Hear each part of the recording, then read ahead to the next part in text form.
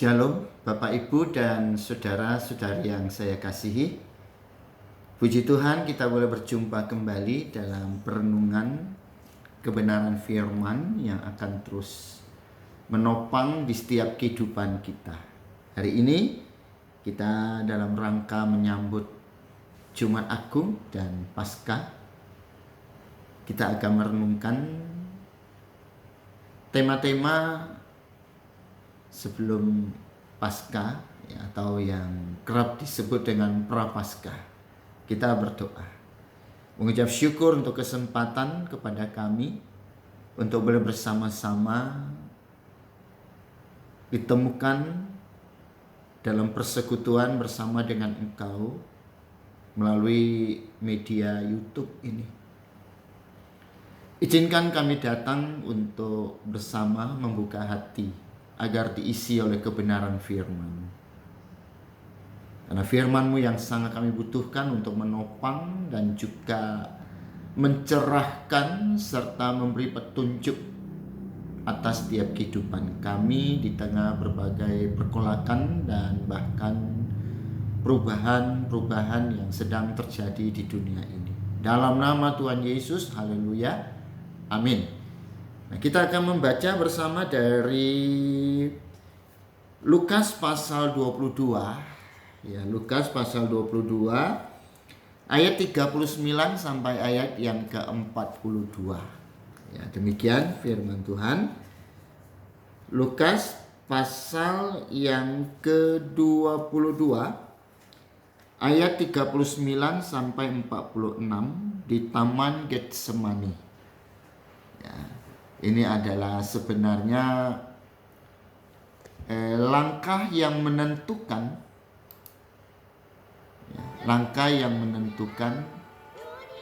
yang akhirnya menghantar Kristus naik ke Bukit Golgota untuk disalib dengan ketaatan. Nah, kita baca. Lalu pergilah Yesus keluar kota dan sebagaimana biasa, ia menuju Bukit Zaitun. Dan murid-muridnya juga mengikuti dia. Setelah tiba di tempat itu, ia berkata kepada mereka, berdoalah supaya kamu jangan jatuh ke dalam pencobaan. Berdoalah supaya kamu jangan jatuh ke dalam pencobaan. Kemudian ia menjauhkan diri dari mereka dan kira-kira seperlempar batu jaraknya. Lalu ia berlutut dan berdoa, katanya, Ya Bapa, ya Bapakku, jikalau engkau mau, ambillah cawan ini daripadaku. Tetapi bukanlah kehendakku, melainkan kehendak-Mu lah yang terjadi. Maka seorang malaikat dari langit menampakkan diri kepadanya untuk memberi kekuatan kepadanya. Ia sangat ketakutan dan makin bersungguh-sungguh berdoa.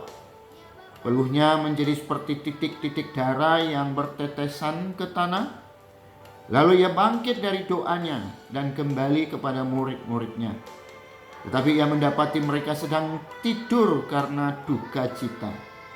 Katanya kepada mereka, mengapa kamu tidur? Bangunlah dan berdoalah, supaya kamu jangan jatuh ke dalam pencobaan. Bapak, Ibu, Saudara yang saya kasihi, saya pikir peristiwa Golgota itu bukan sebuah sandiwara. Jadi Yesus itu tidak serta-merta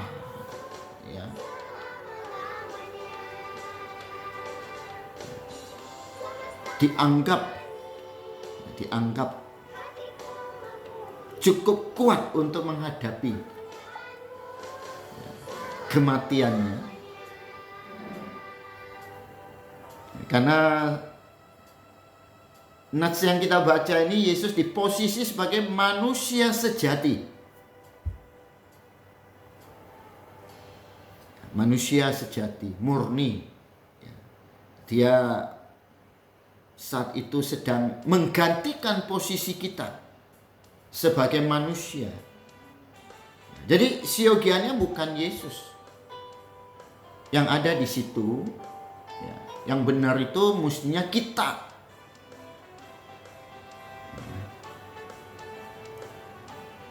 Nah, di dalam menghadapi pergumulan yang begitu berat ini, kita belajar satu hal. Bahwa Yesus selalu menghadapi masalah dan persoalan. Bahkan di titik terendah dalam hidupnya. Karena diliputi dengan ketakutan yang luar biasa. Menghadapi kematian karena dosa. Dan sebenarnya kalau untuk dipaku, untuk disalib, saya pikir Yesus cukup siap lah ya.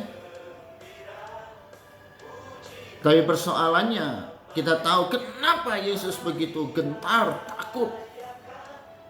Nah itu nanti akan terjawab ketika dia ada di atas salib ya, di Bukit Golgota.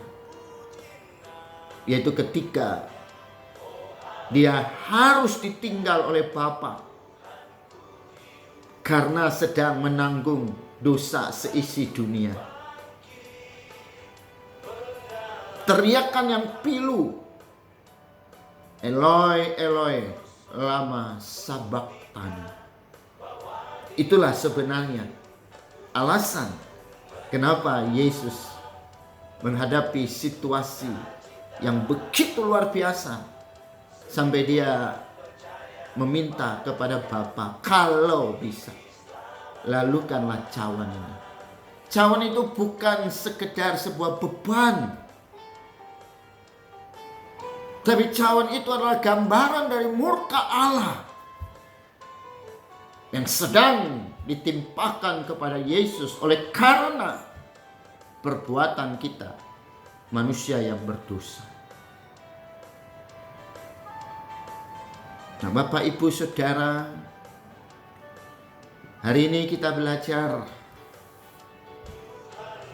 bagaimana kita bisa mengembangkan satu sikap di dalam menghadapi situasi yang berat. Nah, pertama di ayat 9, lalu pergilah Yesus keluar kota dan sebagaimana biasa. Sebagaimana biasa. Ia menuju Bukit Zaitun.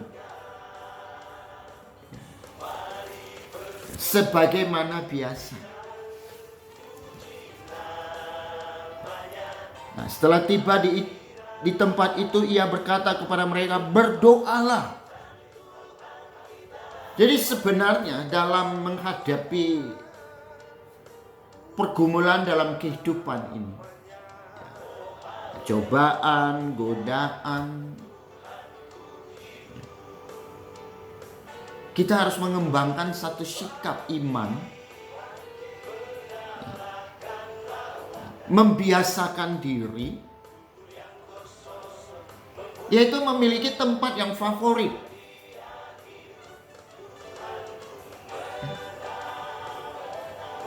Untuk berdoa. Dan tempat yang favorit bagi kita untuk berdoa adalah berlutut di bawah kaki Tuhan. Tempat yang favorit buat kita sebagai orang percaya dalam menghadapi kehidupan ini adalah rumah Tuhan. Rumah doa. Gereja. Nah, artinya Bapak, Ibu, Saudara, sebagai orang percaya, sebagaimana Yesus teladankan kepada kita, kita harus punya kebiasaan, membiasakan diri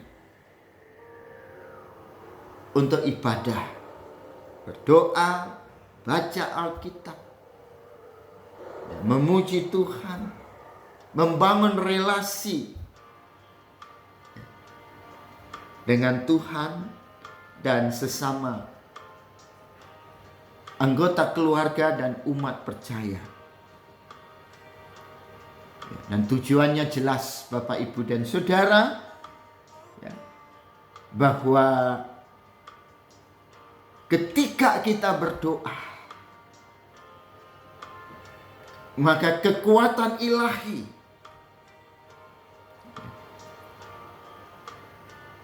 perasaan kita bisa diubah. Kecemasan kita bisa diubah menjadi ketenangan.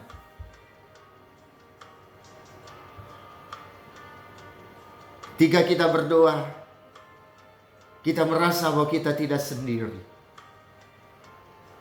Bahkan di saat kita menghadapi maut sekalipun, kita tahu ada malaikat-malaikat Tuhan yang mendampingi kita. Kenapa kerap kita merasa sendiri, gak dekat dengan Tuhan, gak dekat dengan orang-orang di sekitar kita, gak dekat dengan keluarga kita? Jawabnya jelas, karena kita tidak membiasakan diri membangun kehidupan rohani. Maka terjadilah perkara-perkara dunia. Digambarkan dalam pembacaan kita, karena kondisi fisik, mungkin murid sudah mengikut Yesus sepanjang hari. Mungkin kita juga ya sebagai seorang manusia yang masih membutuhkan kebutuhan dalam hidup, bekerja, berusaha, melayani dan sebagainya. Tentu membuat kondisi fisik kita menjadi lelah.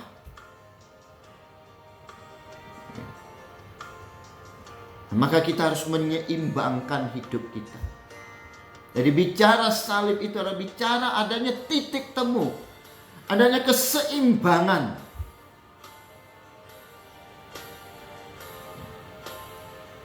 Untuk membangun relasi dengan Tuhan dan memenuhi kebutuhan hidup kita. Doa tidak melepaskan tanggung jawab kita untuk memenuhi apa yang kita butuhkan dalam hidup. Kesibukan kerja itu tidak boleh memutus mata rantai tali persaudaraan. Nah, makanya berdoa supaya kita jangan masuk dalam pencobaan. Karena dunia kerja, dunia usaha itu adalah merupakan sebuah cobaan kalau tidak bisa kita tekuni dengan sebuah keseimbangan. Nah, sekali lagi marilah kita berdoa. Karena itu ada cara kita untuk membebaskan diri dari berbagai ketakutan yang sedang kita hadapi dalam kehidupan di dunia pada masa kini. Tuhan Yesus pasti tolong kita. Tuhan Yesus pasti jawab doa kita. Dan Alkitab berkata, Tuhan hanya sejauh doa kita. Amin.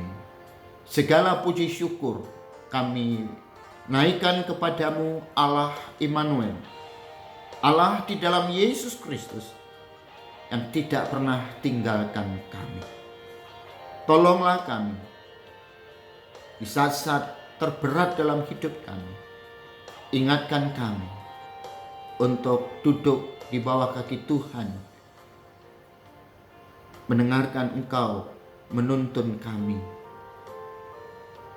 Terima kasih Bapa yang baik. Dalam nama Tuhan Yesus Kristus, Gembala kami yang baik, kami berdoa dan berserah. Haleluya. Amin. Tuhan Yesus memberkati kita. Selamat menyambut Paskah yang dimulai dari Jumat Agung. Tuhan memberkati dan kiranya semangat Paskah membawa kebangkitan bagi kita semua. Amin. Tuhan memberkati. Shalom.